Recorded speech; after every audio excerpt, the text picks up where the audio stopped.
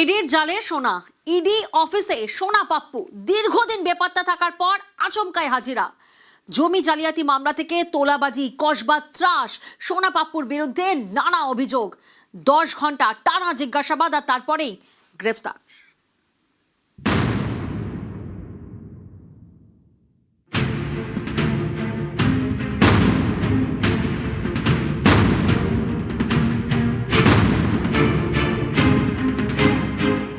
গোলপার্কের কাছে কাঁকুলিয়ায় তাণ্ডবের পর দীর্ঘদিন গা ঢাকা।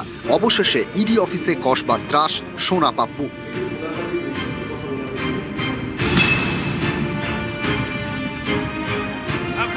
গত ফেব্রুয়ারি মাসে কাঁকুলিয়া কাণ্ডের পর থেকেই খোঁজ চলছিল সোনা পাপ্পুর।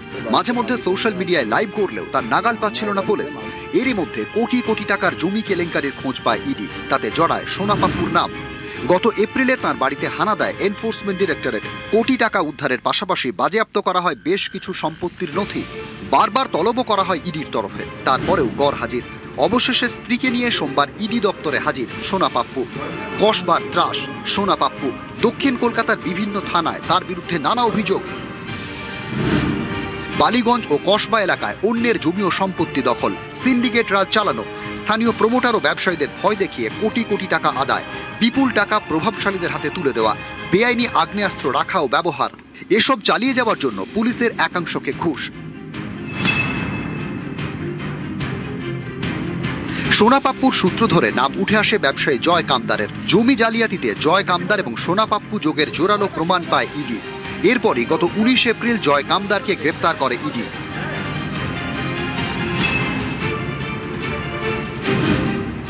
এসপি কনস্ট্রাকশনের মালিক সোনা পাপ্পু।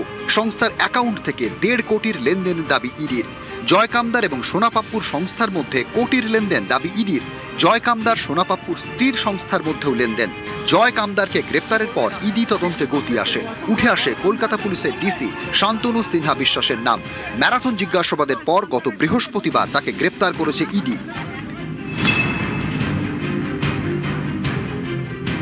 জমি জালিয়াতি মামলায় দুজনকে গ্রেপ্তার করলেও খোঁজ মিলছিল না সোনা পাপ্পুর। দীর্ঘ সময় ধরে তার খোঁজ না মেলায় তদন্তকারীরা মনে করছিলেন ভিন রাজ্যে গা ঢাকা দিয়েছেন পাপ্পু।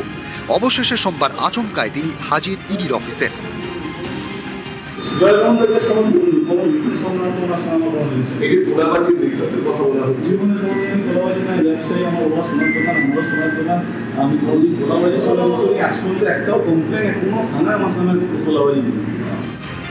সব অভিযোগ অস্বীকার করলেও শেষ রক্ষা হলো না।